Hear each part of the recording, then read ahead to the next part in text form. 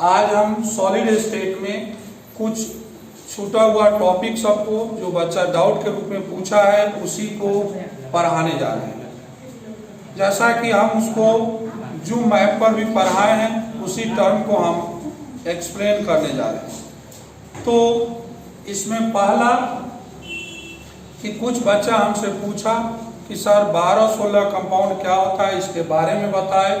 तो 12-16 कंपाउंड को जानने के लिए आप क्या कीजिए कि कोई एक कंपाउंड को ले ले, जैसे ZnS कंपाउंड ले लिए।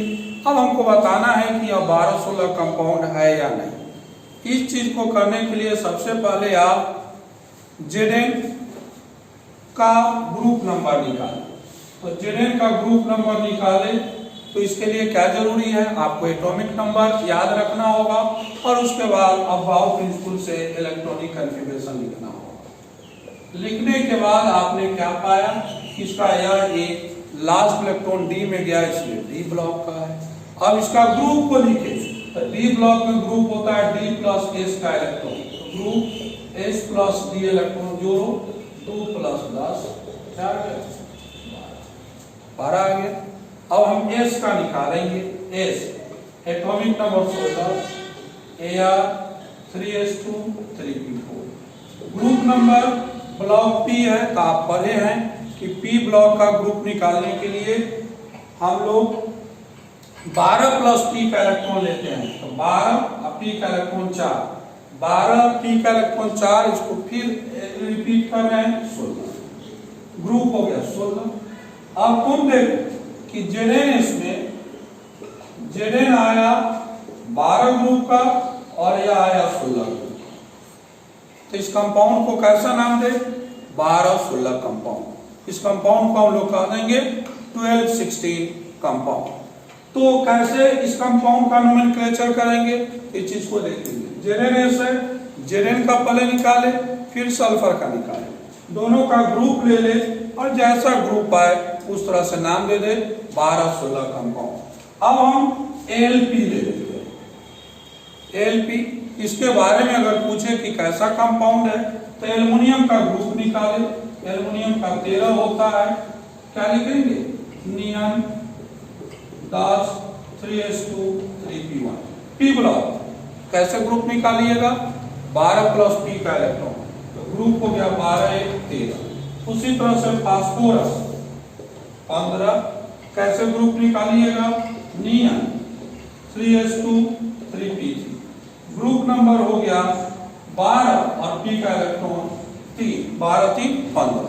क्या बोलिएगा, तो Lp के बारे में अगर देखा जाए तो Lp एल्युमिनियम हो गया 13 का, फास्फोरस हो गया 15 का, तो 13 और 15 मतलब इसको कहेंगे 13-15 कंपाउंड। तो कुछ बच्चे का पूछना था कि सर 12-16 और 13-15 कंपाउंड का जो कंसेप्ट है उसको बताए। तो हमने कहा अब इसको डिफिनीशन के रूप में ले लेते हैं। तो 12 ग्रुप का मेंबर और 16 ग्रुप का मेंबर जब आपस में कंबाइन करके कोई कंपाउंड बनाए तो नाम क्या दे देंगे, 12-16 कंपाउंड। और इसका एवरेज वैलेंसी हमेशा 4 आएगा। उसी तरह से अगर कहेगा 13-15 कंपाउंड क्या है, तो जब 13 ग्रुप का मेंबर और 15 ग्रुप का मेंबर आपस में कंबाइन करे और जो कंपाउंड बनाए उसको 13-15 कंपाउंड कहते हैं। अब नॉलेज कहाँ पर आपका पुअर होगा, तो आप एलिमेंट का एटॉमिक नंबर जाने। एलिमेंट का एटॉमिक नंबर जानने के बाद उसका पीरियोडिक टेबल से स्थान निकालना सीखे, और जब स्थान निकालने आ जाएगा कि किस ग्रुप का वह मेंबर है, तो there is no problem to identify the compound is 12-16 या 13-15। उस परिस्थिति में आपको दिक्कत ही नहीं होगा कि 12-16 और 13-15 कंपाउंड क्या है। तो एक था 12-16 और 13-15 कंपाउंड के बारे में। दूसरा हम लोग एक स्टोइकोमेट्रिकल डिफेक्ट में कुछ टर्म पढ़ना था जिसको हम लोग नहीं पढ़ पाए थे या उसका वीडियो हम लोग नहीं बना पाए थे। अब हम लोग उसी के बारे में अध्ययन करेंगे। स्टोइकोमेट्रिकल डिफेक्ट है क्या, तो सबसे पहले स्टोइकोमेट्रिकल डिफेक्ट में यह जान ले कि इस डिफेक्ट के बाद कंपाउंड का फार्मूला चेंज नहीं होता है। जैसा कि अगर किसी ने आपको कहा कि एक कंपाउंड MgCl2 है और यह एक स्टोइकोमेट्रिकल डिफेक्ट को शो करता है। बताए कि इसका सूत्र क्या होगा, आपको लिखना है कि after the defect the formula is precisely MgCl2 कहीं जैसा रहेगा, तो इसका सूत्र MgCl2 ही होगा। अब इस डिफेक्ट में कुछ टाइप आते हैं, तो इस डिफेक्ट में टाइप आते हैं, तो हम एक टाइप अभी आज बता देते हैं, एस्कॉटी डिफेक्ट। एस्कॉटी डिफेक्ट क्या है, तो यह डिफेक्ट, तो सबसे पहले एस्कॉटी डिफेक्ट क्या है, तो यह डिफेक्ट एक स्टोइकोमेट्रिकल डिफेक्ट है, जैसा कि आपको नोटबुक में लिखा हुआ मिलेगा। यह एक स्टोइकोमेट्रिकल डिफेक्ट है।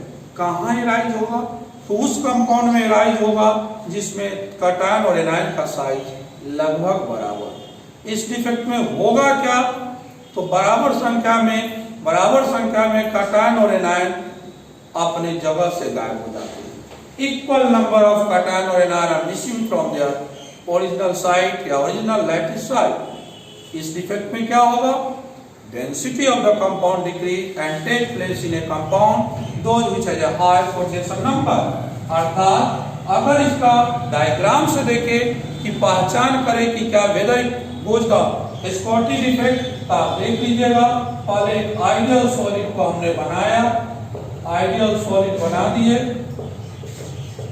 या आइडियल सॉलिड, इसमें कैटायन और एनायन दोनों का संख्या, कैटायन एनायन दोनों कोई किसी जगह से नहीं गायब है।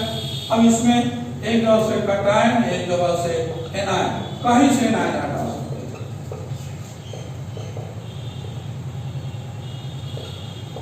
कहीं से आप हटा सकते हैं। आपने क्या किया कि इसमें कैटायन और एनायन आर नॉट मिसिंग, इसमें कैटायन और एनायन आर मिसिंग, तो जहां मिसिंग है उसको क्या कहिएगा, तुरंत आप बोलिए तो वो मिसिंग है, it means equal number of cation और एनायन मिसिंग है, it means it is Schottky defect.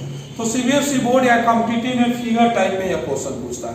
So far as Bihar board is concern, that undergoes the definition part या डिफरेंस पार्ट। तो अब इसमें आ गया कि इक्वल नंबर ऑफ कैटायन और एनायन मिसिंग है, तो यह एस्कॉटी डिफेक्ट लिखेंगे।